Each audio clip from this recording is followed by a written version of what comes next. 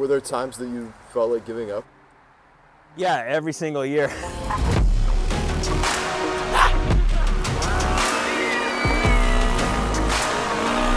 This was a completely blank woods. Might not look like it, but every single screw and piece of wood and everything is just money.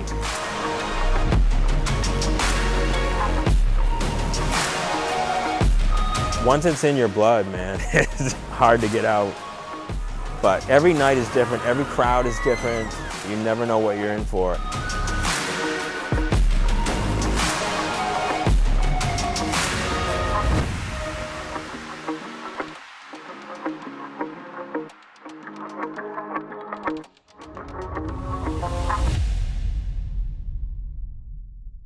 As a kid, I always loved Halloween. Just the imagery of it, the pumpkins, the monsters, you know, dressing up, you know, going trick-or-treating. So what happened around 12 years old, it was getting to that point of, well, we're getting a little bit too old to be trick-or-treating now. What can we do that's really still cool and fun for Halloween? And we always used to go to the JC's haunted house, and we were like, let's set up a little haunted house like that for the trick-or-treaters.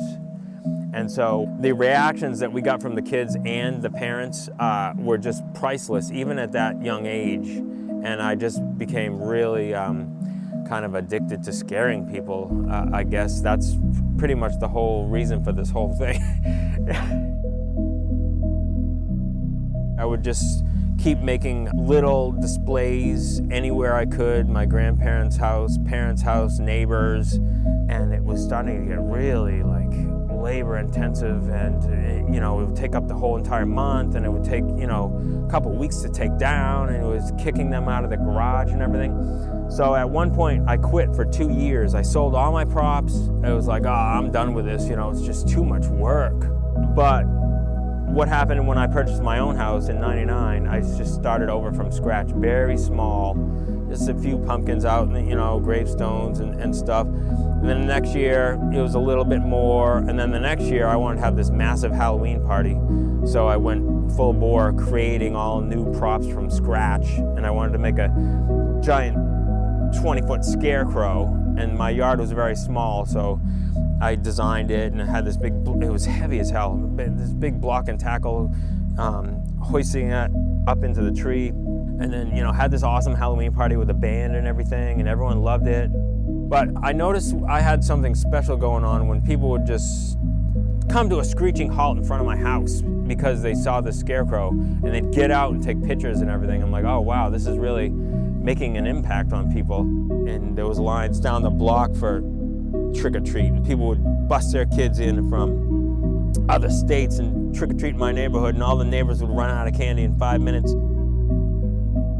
And at that point, my work schedule, I had a 3 12-hour shift, right? So I had 4 days to work on this massive display, right? So that kind of kicked it off into being just bigger and bigger and bigger because I had so much time to work on it.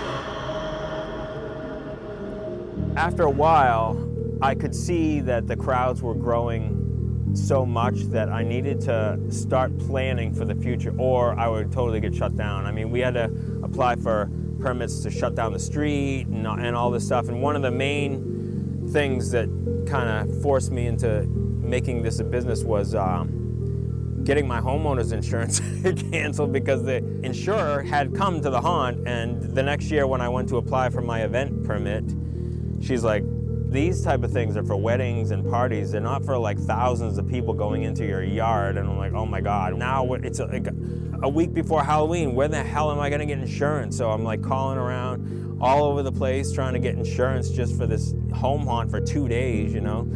So it was that was very stressful too, because it was a big wake up call, like, oh my God. So anyways, I had to start planning on how the heck to transition this thing that was just a hobby. And at that time when I was doing it, I didn't even know there was a haunt industry or other haunted houses all around the country or anything. So then I found Trans World in Chicago, and I think in 2005, I went out there and I tried to learn and take as many seminars as I could to try and figure out how the heck do I transition this hobby into a business. And one of the first seminars I took, the advice was to team up with an already existing business so that you don't have to buy land, you don't have to, you know, do all this stuff. They've already got the existing infrastructure, and what you would bring to the table can only enhance their business. So I just started going around cold calling people and seeing if they were interested in doing this. And that was a little stressful too, because I would have negotiations up to a certain point, and then things just wouldn't work out. It would just fail again. I was like, I can't do this. You know, people either wanted to take the name and own the name. I'm like, no way in hell. You know what I mean? I'm like, that's my only reputation. Make a long story short, we teamed up with a farm that had been selling me hay and corn stalks and all that for my attraction, and they thought the idea was good, and we teamed up with them and started building. I didn't start building until July. I can't even believe it now, because now we just never stop. But at that point, it was just going from the front yard to a farm, and I was like, oh wow, I wonder if people are gonna even wanna pay for this. They've been getting it for free. Are they gonna really wanna pay, you know, 12 bucks or however much we put on it? But we just started a big, you know, online campaign, you know, saying Haunted Overload is moving to this farm, and we just started working our asses off. Just a few people making this trail. You know, it turned out great, but very, very small, but we priced it accordingly. It felt like a success, even though I was throwing all kinds of money on credit cards to get electricity and everything else out there that you need, right? But it worked, and we had enough money to, you know, dump into the next year, and then it made that even better, and then the next year made that even better. So now we felt like we were really like had some major momentum. You know, the lines were coming, and the shows were going great. So then I was contacted by Trans World themselves because of our reputation. We had been in Haunt World magazine and all that, and they wanted me to give a seminar. I'm like, Jesus, I was just here, you know, a couple years ago taking a seminar. Now they want me to give a seminar. But it was also a double-edged sword, because due to circumstances beyond our control, I found out right before I was about to give a seminar that we couldn't do it at that farm anymore. So here I am flying out to Trans World, giving a seminar, and no haunt to come back to, right? So talk about stress. But the good thing was we had so much video and photo footage and reputation from the 3 years that we had done it there. When we started looking around for other farms that we could move to, we just presented them with all this stuff, and they had already heard about our reputation. So when we contacted the Demerit Hill farm here in 2010, they were all for it. And this was a completely blank woods. So we started, I mean, the haunt was very small, and we had another small budget because I had to sink tons of money into getting electrical all the way out here into the woods, which was not an easy feat. So pretty much my whole entire budget went to electrical that first year here. But starting over from scratch was really heartbreaking. But in the long run, it worked out way better because I like this terrain and the woods. I always wanted to hunt in the woods because it's just so incredibly spooky, and you get this atmosphere and the full moons, and the fog lays different every time.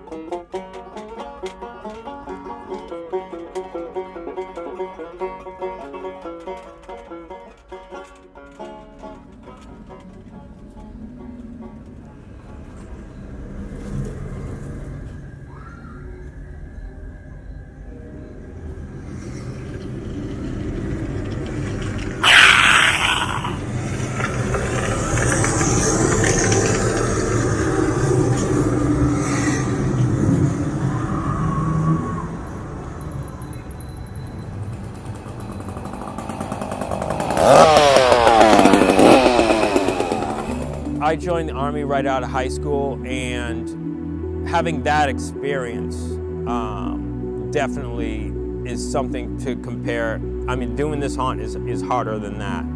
You know, you have to, in basic training, you have to push yourself to the absolute limit, as you know, as far as physical and mental and everything like that. So that really prepared me for attempting to do something like this, because you know, you're running on no sleep and you're just physically exhausted, climbing up ladders all day long, and the weather, you know, it just takes its toll on you physically and mentally. But having the, you know, the Army experience definitely was a big help in just knowing that, you know, I can just push through all that shit and just keep going. But it definitely takes a shitload of determination and major sacrifice in time and you know, personal relationships and everything else. It's like nothing good comes easy. Like, I used to love riding my motorcycle around. I'd ride it all day long. When I was only doing the home hunt, it only took me a day or two. And now, forget about it. Like, this is like all consuming.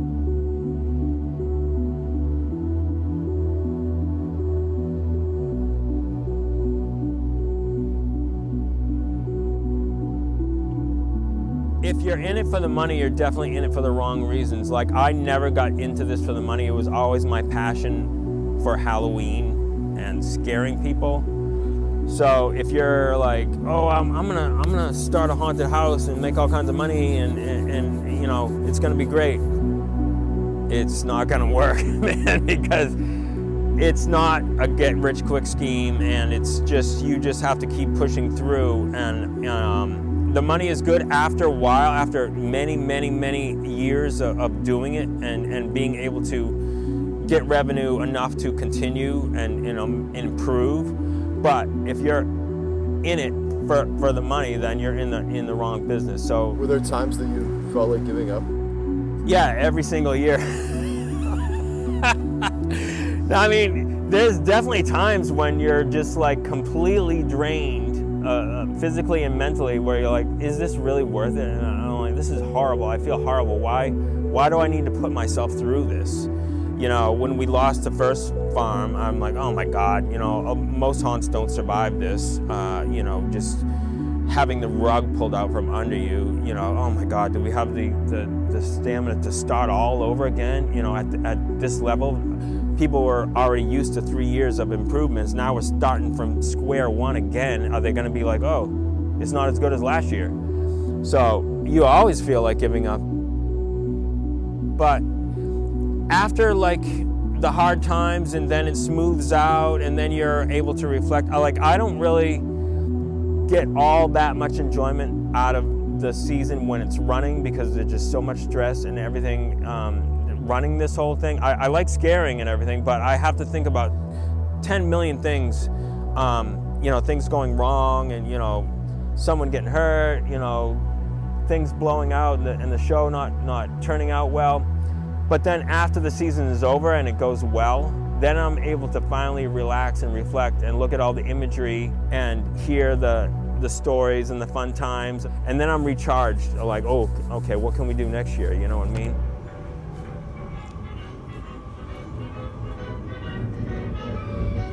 You better wipe your feet before you come in here.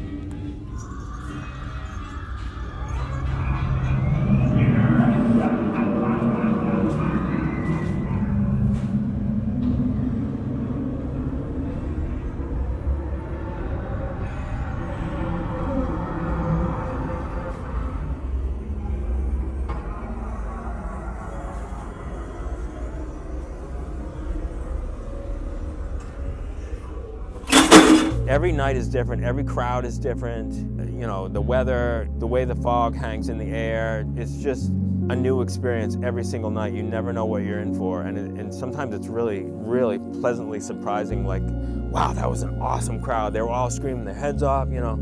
And we live in such a digital world now, you know, 3D this and, you know, virtual reality that when they come here, it's like they're walking through their own horror movie. And you don't get a chance to do that, even if you do have, you know, VR glasses on. It's not the same as being able to smell the pumpkins, you know, having the fog come into your face where all of a sudden you can't see for a split second. You're like, oh my God, this is really terrifying. If I had known this was going to be my calling, I would have started the business earlier in life. Like, I didn't really make it a business until I must have been like 40 or something at that point.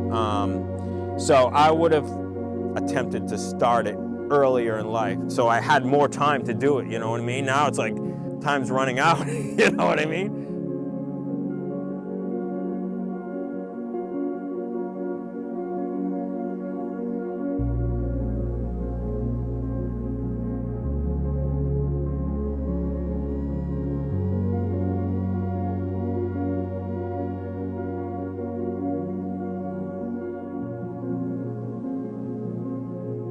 I can't really complain about how things have worked out because everything, you know, it happens for a reason. By the time I started this thing, I already was established. I already had a house and everything, so I wasn't trying to, you know, pay a mortgage and everything, and you know, try and start this business and all that stress.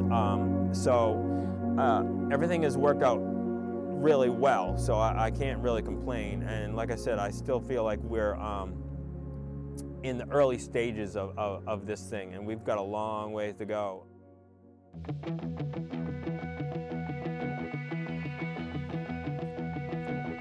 But this will be good, because we'll go and we'll do the whole entire hunt backwards, and we'll run into whoever we run into.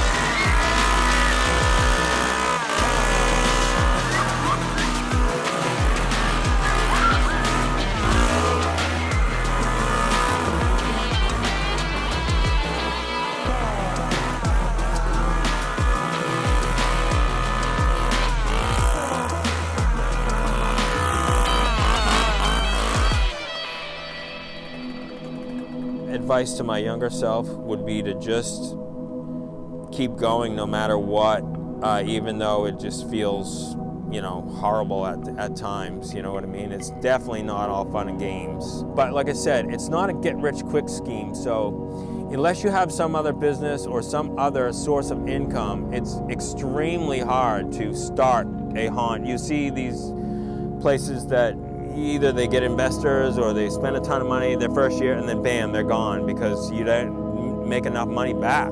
And so I started it very, very, very slow, not spending hardly any money until we got a little bit of money, and then spending a little. I still have to be very careful with my budget because we give so much away to charity that I could easily overspend and be like, you know, if something goes wrong, you can't open, or, you know, there's a hurricane and we got to give a bunch of refunds. You don't want to be out of business like that. So you definitely have to keep an eye on the finances because everything is so incredibly expensive. It might not look like it around here, but every single screw and piece of wood and everything is just money. Like even the fog blowing out of the machines, it's like dollar bills just blowing out. You know what I mean? So you have to be really, really careful. And the thing about it is you have to put on a product that people will keep coming back for, so you don't have to keep spending tons and tons of money on advertising every year. Like we don't really even advertise at all because we have such good word of mouth because they know that they're going to be getting a good experience here. But it's hard because people get used to that level of quality or, you know, change or whatever, and they expect to be even bigger and better the next year. So it's hard to keep topping ourselves, but we keep trying. So that helped a lot, you know, just having that, just easing into it, not just wake up one day and I'm gonna make a, you know, haunted attraction. It was a slow progression. If it didn't work out, then I was just going to go back to a home haunt, you know what I mean? That's what my backup plan was going to be.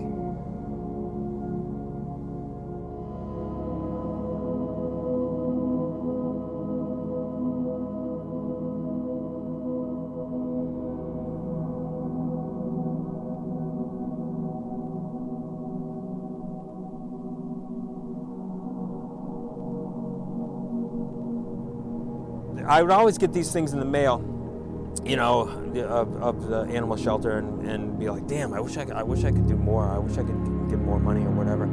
And then when, even at the home haunt, you know, coming up with that idea of helping the animals shelter, you know, it's kind of taking two passions and putting it together. It being able to help out and fulfill our passion of scaring people and being creative and everything. We won that ABC's Halloween Fright Fight thing, and we're able to give them 50 grand right, you know, from that show. That was a big deal at the time, you know what I mean? It's like, wow, all at once, you know what I mean? Like, and it gave them a huge boost. So that was really, really cool. And then that kind of spurred the momentum of us even having more and more people want to come. I had to completely redesign the trail, and we're very proud of what we've been able to achieve with the Humane Society and giving them, you know, tons of money over the years.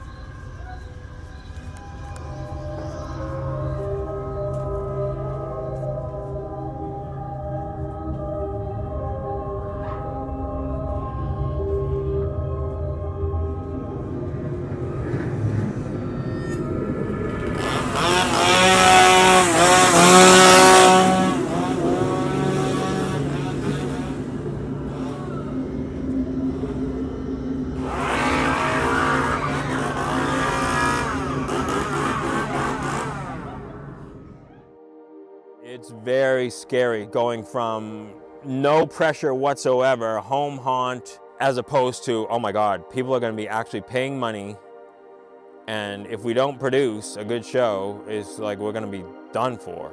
So it was definitely scary as all hell, you know what I mean? And it still kind of is to a degree, because everything is relative. Like, I was only spending a little money at that point, but I only had a little money. Now we've got a lot more, but I'm spending a shitload more, you know what I mean? So there's a lot more built-in expenses that I wasn't expecting, like tons of police and tons of, you know, fire detail and porta potties, and thousands of dollars that I could have never imagined.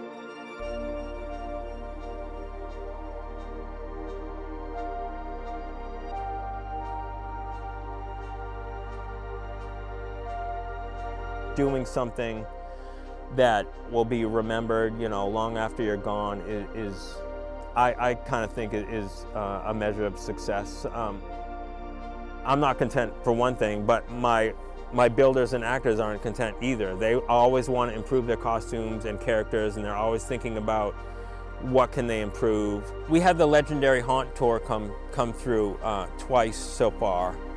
And that was really exciting, because it's all the legends in the haunt industry wanting to come see your show. It is very, very cool to know that respected people in the industry want to come see what you've done.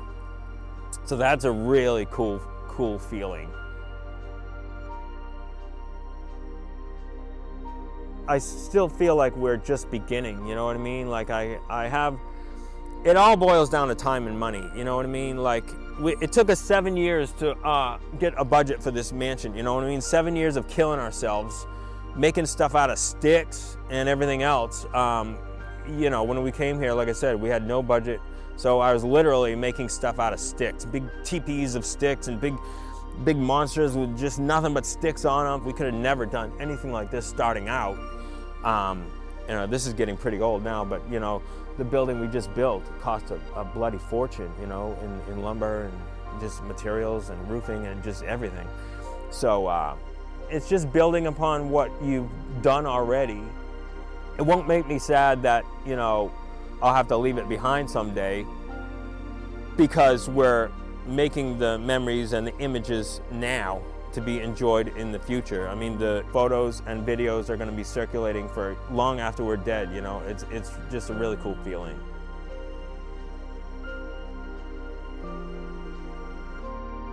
who knows what'll happen in the future, you know what I mean? Someone might take this thing over, and, you know, I may end up being, you know, an 85-year-old consultant on the fucking thing, who knows? Once it's in your blood, man, it's hard to get out. It's almost like I have no choice but to do it. I can't explain it, but it's just like, I think about it every single day. That's the secret, is just having such passion for it that there's no living without it. You just have to do it. Even if this place vanished tomorrow, I'd somehow find a way to start over, even though it would probably kill me, but I would have to start over.